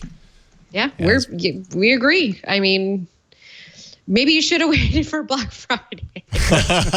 And there's the slap in the face that some people feel. No, yeah, I mean, but now they know for next time for the Pixel 5. Wait for Black Friday. Even though I saw tons of posts leading up to this release saying, "Oh, I should know better not to buy it when it comes out because they do it every year, but I really want it." And so they do it anyways. And now they're upset. Marty from Chicago, our last email, says, "I currently have a Pixel 2 phone. I'm looking to upgrade. I've narrowed it down to either the Pixel 4 XL or the iPhone 11 Pro." Oh, really? The problem is that I've never had an iOS phone. It's okay. You can like iPhone. It's all right. I've never had an iOS phone before, and I'm worried about transitioning over. At my last job, I had to use a Mac computer, and I hated how counterintuitive it was compared to Windows. Would I have the same problem if I switched from Android to Apple? What would you recommend? I want the best camera smartphone possible, but if switching to iOS would be a hassle, I'd rather find out now before spending $1,100. Thanks. How do we do this? Fairly. It's real simple. Yes, it will be a hassle. Yeah, it will be a hassle. As someone, yeah, nice. All right, Kevin, is it a hassle? Yeah, what do you think, Kevin? It's not as bad as you think, and I know we're on an Android show. No. Speak honestly, yeah. Okay, honestly, the gestures that are currently in Android really have already been in iOS. So if you already know the Android gestures, they've been around for iOS. It's not too bad. The fact that you can't have, or the fact that every iOS app you install just shows up in your home screen, one after another, that's annoying as all crap. I mean, it just is. You can do folders and whatnot. But it's funny how the two operating systems have really, they started out really different, and now they've really come back to being very similar.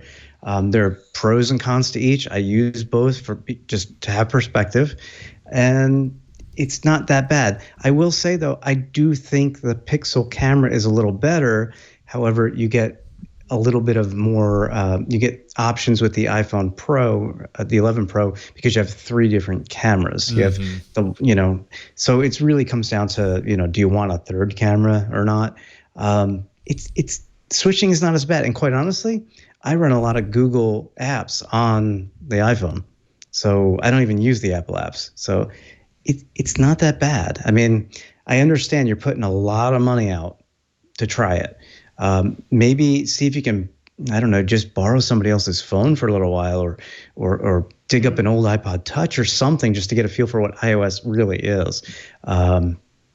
It's different strokes for different folks, quite honestly. Yeah. And I would agree that from a usability standpoint, is probably not that big a deal, right? Like, you get used to those things quick. Every year I do we do the Twit Switch here. The last couple of years I've done it with Megan Maroney, who no longer works here. This year I'll be doing it with Micah. We're still kind of firming up the details on that, so it'll probably be sometime in the new year. But Micah will take my Pixel phone and I will take his iPhone, and we'll use it for a few weeks. And in my few years of doing that, I've realized that you get used to the user experience pretty quickly. I think the difficulty comes in the fact that if you've been on Android for X amount of time, you've got all those apps that you've paid for. Like, there's going to be a little bit of headache getting that same exposure to those apps on the iOS platform. Google's apps work. Fair. That's amazing. That's awesome. You might have other apps that you rely on that you're gonna have to buy again. It's the whole ecosystem lock-in thing that I think is more of a pain in the butt than anything, potentially. But then at the same time, like I would switch for, the last switch that I did with Megan was for, oh God, she mentioned 6 weeks on the show, and then we had to do it. So it was 6 full weeks of living with somebody else's iPhone. That was an eternity. It was an eternity. It was a really long time. I don't think we'll be doing it that long with Micah, but it was that long, and I was fine. I did fine living with the iPhone for that amount of time. It's not like there were many apps that I was like, oh God, this is torture. It worked out okay. So yeah, I think you're right, Kevin. Just having some sort of opportunity to play around with it ahead of time might make the most sense. But there will be some headaches, of course, switching from one ecosystem to the other. That will happen. So, all right. And with that, we have reached the arena. Let's blast in there and battle. It's time. So many enter, but only one lives.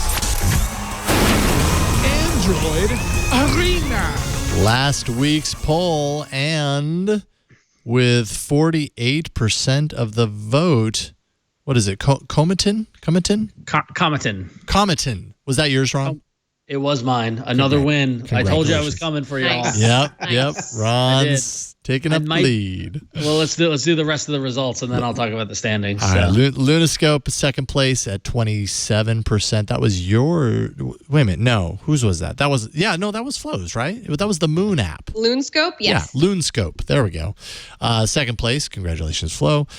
Third place, Wrestle Up. All right, yeah, like some wrestling game fans in the house. 14%, and then fourth place, Guest loses with Depop at 10% of the vote. And usually Wade County is in the chat room giving us the standings, but he's taking the night off, so we don't know the current standings. But I do recall, and it's been verified by the folks in the chat room, that as of last week, Flo was still in first, the guests were in second, and Jason, you and I were tied for third. And with this win, that catapults me past you, Jason. Now I am in third, and you were in last by at least 5 points because I just got the win. And listen, guests, I got you in my sights. Sorry, Kevin, you're representing the guests, but I'm coming for the guests next. I might be mathematically eliminated from winning this year, but it doesn't mean that I'm not going to try. And I'm going to come as close as I can to knocking Flo down. Hey, listen, all Flo needs to do is miss a couple of shows, and maybe I can clear that gap. So it's true. You never know.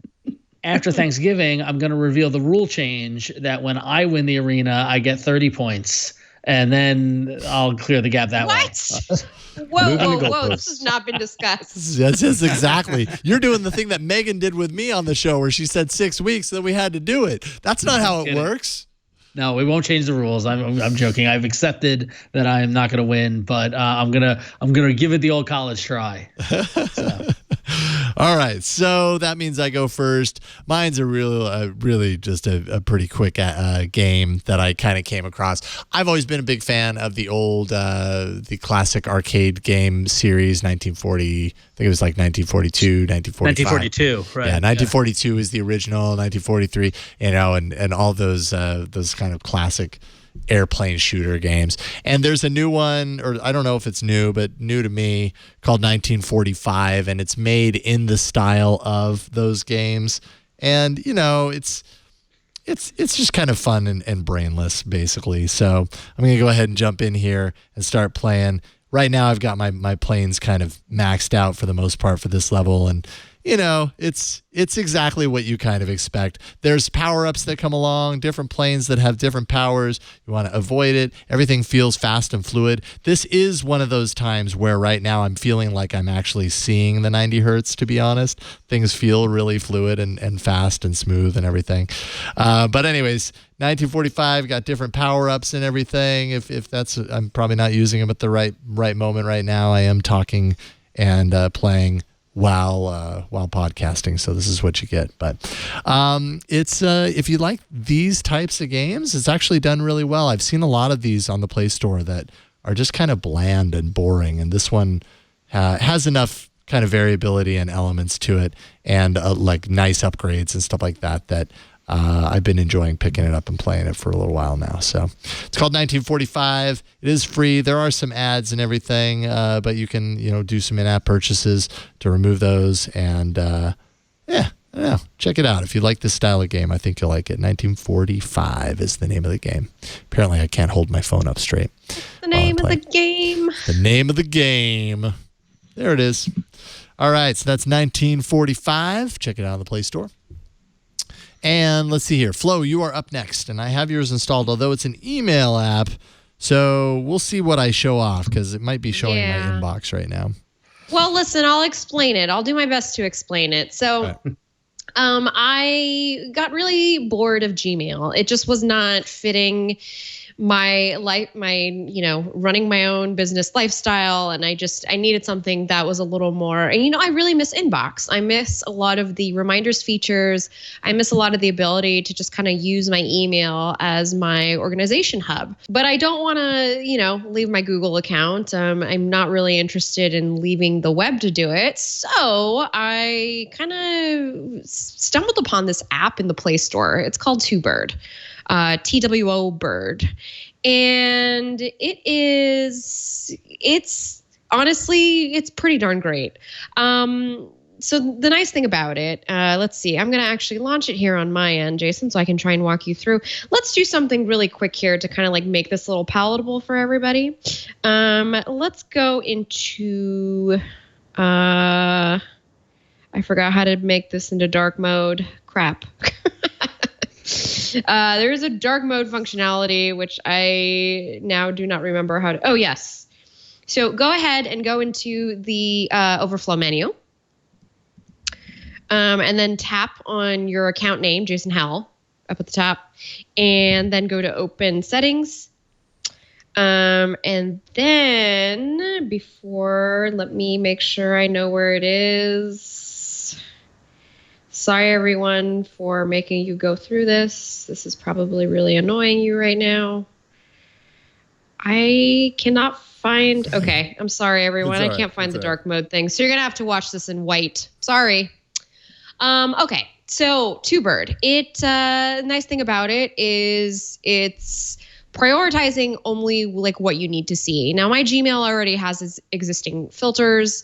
And so what TwoBird does is it recognizes those existing filters. So I'm not getting newsletters notifications sent to me. I'm getting emails from editors. I'm getting emails from Jason when he said, hey guys, here's the doc. This is what we're on for the week. I'm getting only important messages. That's the notifications I'm getting for. If you want to go ahead and let's just pin this for funsies. So if you want to just pin it real quick and then you can go back and hit the pin button. Oh, go back. Oh, okay. Yeah. Okay. Where'd it go? Back. There we go. All right. There it is. And then hit the pin button in that, boop. There we go. And now it's supposed to bring up all of like your pin notes up to the top. So. Oh, okay. So if I had this pinned, then it would appear up at the top, right? Mm-hmm. Then if you go back into the overflow menu, you'll see the way that things are organized. So we have inbox, and then we have low priority. You don't need to tap on it, Jason, because I don't want to show you off. But what I do is I go into low priority at the end of the day, and that's where I see all my newsletters.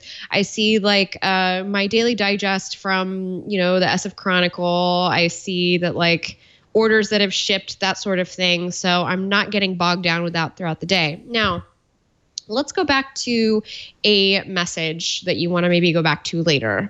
So you would go back to this message, and then at the bottom, there is a little navigation scheme. So you see there is the clock, and that is the one that will remind you at a later time. So you can go ahead and tap that. And you can decide you want to get reminded in 2 hours. You can decide you want to get reminded tomorrow, later this week, this weekend, or maybe you just want to get reminded someday. And so I'll just randomly put it in the future for you. So I guess December 10th. Let's just do that for funsies. There you Reminder go. set for December 10th. You will not be reminded until December 10th. Or you can pick your own time. I like this feature because I really miss that part of inbox. I do nightly emails, and I will get to those usually at night, like the stuff that is not super, immediate. You can also easily dismiss by tapping so when you go into, you can either move it into your main inbox. There's also the ability to archive it when you're in the inbox. So you'll just swipe and it just immediately archives it when you're in the main inbox, which Jason can't show right now, but I'm telling you that's how it works. I'm telling you right now, I just swiped away a Spotify notification that says Ariana Grande is coming to town. I just swiped it away. That's fine. I don't need to know that. You can, of course, quickly undo it if you want. The other thing is now, Jason, if you go back into the overflow menu, you will see that there is a notes category. Now, this is where I leave notes to myself during the day. So the nice thing about TwoBird is that if you sign up for TwoBird, you can go to twobird.com/inbox and then kind of bookmark that in your browser, whatever you use on your desktop. And then when you're at work during the day or whatever you're doing your work, you can leave yourself little notes about links and things like that. Now, I prefer to do it this way because with Google Keep, I'm not always in that app, and so I'm not always getting reminded. I'm not always using reminders in that way. And also because I have my account connected to everything in the house, I don't necessarily want my smart displays, just overflowing with like things Flo needs to do at like 7 p.m. So I use this notes feature, and what I do is I'll drop in like links that I get throughout the day in the browser, and I'll leave little like remind me about this in 2 days, or remind me to like read this article later tonight, like before I go to bed when I do like my nightly article readings. And so I like to use notes that way. There's also a to-do functionality, but I'm not using it just because I have a different methodology. And overall, it's I'm just like jumping in, trying to see what I can do. Jason, if you wouldn't mind actually going back to the inbox, I just want to show really quickly. Just go into any random one and go into any random message, something, and then you go down to the more button next to and you'll see there's a couple of different, you can label it if you want, mark as unread, copy the link to the email if you need it. Or what I do is sometimes I'll hit the prioritize button, and that will immediately prioritize either the thread or the address that is sending it to you. So if you have, editors like me who you don't ever want to miss a message, this will ensure that you get a notification from them every time. I also like TwoBird because it works really nicely with the Galaxy Active Watch. So when I have it on, I get like the quick little sampling of what's coming through. And if you just want to see everything, go back to that overflow menu up at the top and go to more. I hope I'm doing this right. Yes, and then go ahead and click all. Well, it would show you everything. It will. Just trust me. Trust me that's what it'll do. There's a dark mode for both the Android app and online. I do not remember how to get you there. I'm so sorry about that. That's right. All the information stays within the app. There's also a tidy up functionality, which archives any inactive conversations. So again, I just found this is a really nice antidote to missing my life with inbox. And quite frankly, I like the UI too. I think it's cute. I think it's something a little different from Gmail, and I've been conducting a lot of my conversations through TwoBird, and it's been a nice experience. Been using it for about a month or so now, and it's kind of still in beta though, so buyer beware kind of thing. As we are Android users, we're used to being in beta, but pretty used to it. Sometimes, I got early access to this, so There you go. It's called TwoBird. That's one word, TwoBird. All together. One word, TwoBird. One word two called TwoBird. Check it out. I like it. I like the flow of it. Good flow. Thank you. All right, Kevin, what is your app? I have it installed. I'll show it off while you talk about it. All right. It is Cross Updates, short for Chrome OS Updates. Ron, I'm throwing you a bone here so you can beat the guest. Thank you, sir. Ironically, I've been working on some Flutter and Dart apps, and this was one of my app ideas, and I found out that somebody already came up with the idea. So I was going to code this, but this is just so darn good. So if you have a Chromebook or multiple Chromebooks, what you can do is you can track or have this app track when the latest version of Canary, Dev, Beta, and Stable all come out for your device. You can even get notifications. Yeah, Jason, just hit that plus and add your Pixelbook to that, for example. And what will happen is going forward, you will see when the latest updates are available and what the numbers are. And you can even tap the updates to get the release notes, which I use release notes in quotes because it's really like the Chromebook developers' notes. It's not really release notes, but that's a whole other issue. So that's the whole history of your Pixelbook. But here you can see what Stable, Beta, Dev, and Canary are all on. And then that way you know what you got. I've noticed that the latest version in this app, if you notice, it doesn't find those. It doesn't show the release notes, but if you go to history and click them, they do show the actual Chromium log of release notes. This is what I look at every day, just for fun, by the way, those Chromium release notes, just to see what's going on. So, but in any case, you can find out and get notifications on when an a Chrome OS update is available for your device or devices. And in fact, if you back out of that, Jason, and go to the middle tab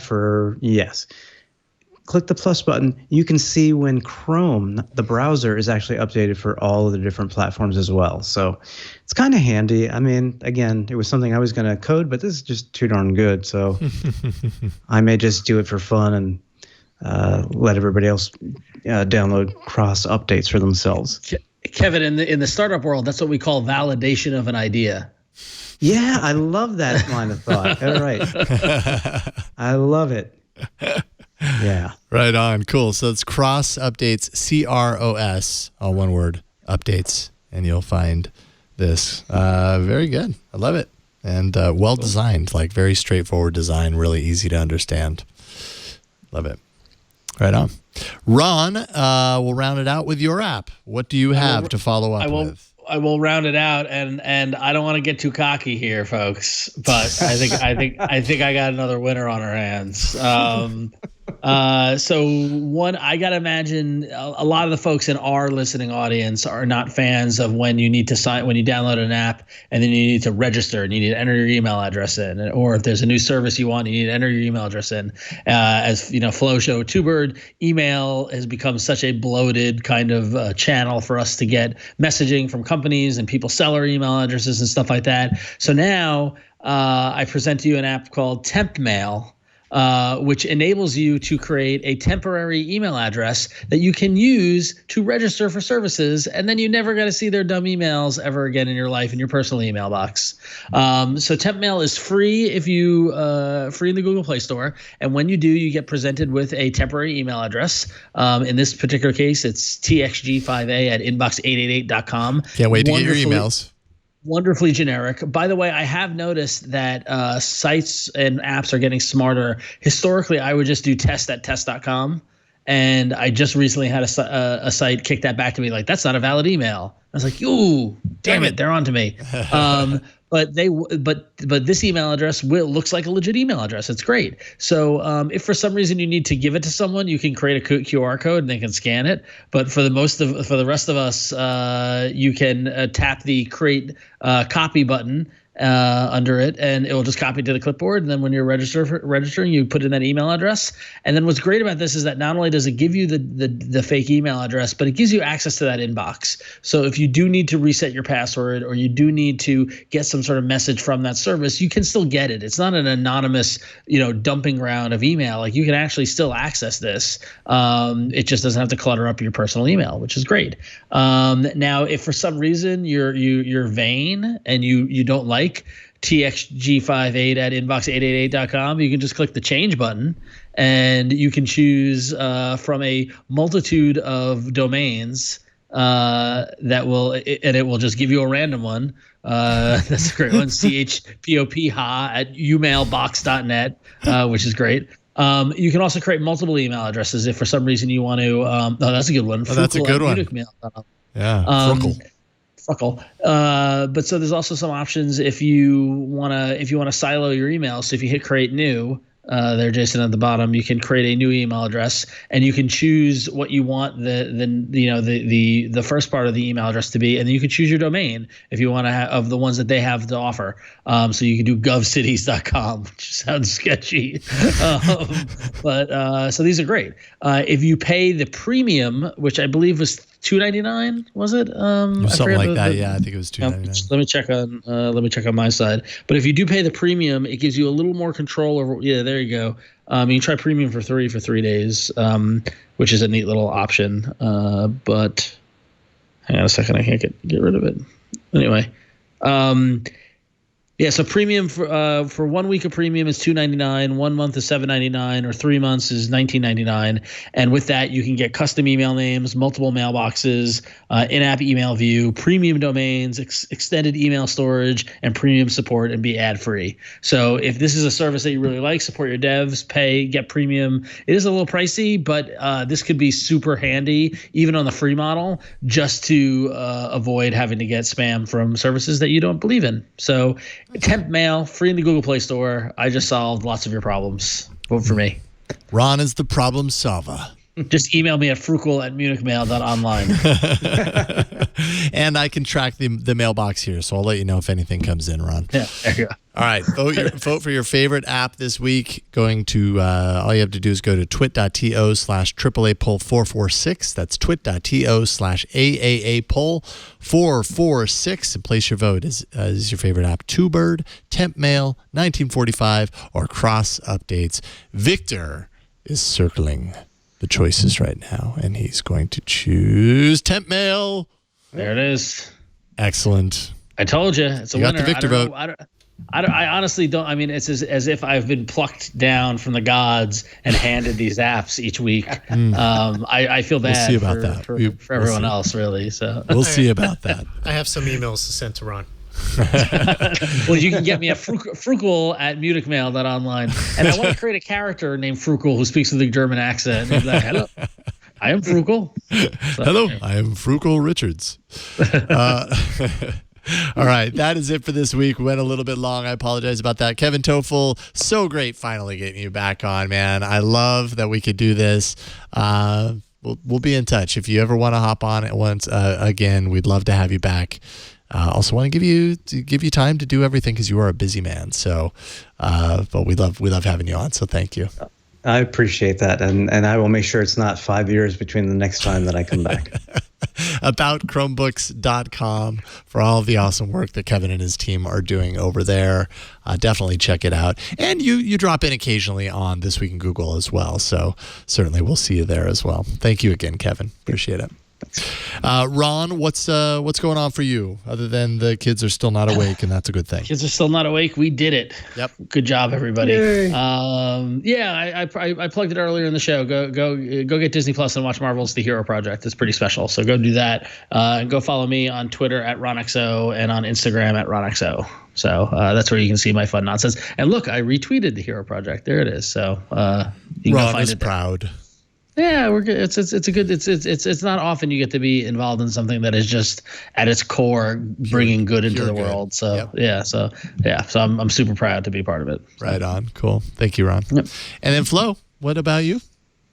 I'm almost done moving into this house, Yay. which means honestly, Tech Pod will be back next week. So if you haven't subscribed or listened, you can go to honestlytechpod.com to find links, or you can go to FlowFeed. You can go to florenceion.com. It doesn't matter. I'm all over the internet. And FlowFeed will be getting an update this week because I've got a couple of my stories posted on Lifehacker while I was moving. You saw I had a story on Android Police. I am working over here, so I've got a lot of stuff coming out soon. So stay tuned. And gosh, I hope this is the month that I see you all back on Twitch because I really miss streaming. And I have some keyboard caps. I have some projects coming up. So just stay tuned. Make it happen, Flo. Thank you for everything that you do. And thank you, Victor, for everything that you do, even though you voted for Ron's app, but I'm sure Ron's pretty happy about that. Thank you, Victor. No problem. Well, in being that you're in close proximity to your babies, I was kind of hoping to catch you like slipping into dad baby voice during the show. I probably was a little louder than I needed to be, but here on my handy monitor, nobody seems to have stirred. So yeah, good job. Don't disrupt if it's not not necessary. Exactly. Right on. Well, thank you, Victor. You can find me here on Twit, all over the network. Tomorrow I'm doing This Week in Google, and some of my All About Android friends are doing This Week in Google tomorrow as well. And what do you know? There's not a whole lot of Android news out there, so we're actually going to be talking about stuff that has nothing to do with Android on tomorrow's show. So should be very fun and very interesting. I'm really looking forward to it. Best ofs, yes, twit.tv/best of. If you have a moment from any of our shows and you want to help us out, we are producing those shows right now, so we have them ready for the holiday break. Twit.tv/best of. Any information you have about a favorite moment from a show, this show included, we would appreciate it. But that's it for this week. This podcast publishes every Tuesday evening. You can get it in your feeds thanks to Victor's work on the back end. Subscribe by going to twit.tv/AAA. That's where you can find all the information you need to know about this show, when we record, where, all of our previous episodes, how to subscribe. It's all there. That's the most important place to go. And you can follow Twit on the socials. Find Twit on Twitter, @Twit, and on Instagram, twit.tv. We do some behind-the-scenes stuff that's kind of fun there from time to time. So follow there, and you'll catch just a little bit more than you catch here each and every week on the set. But that is it for this week. We'll see y'all next week on another episode of All About Android. Bye, everybody.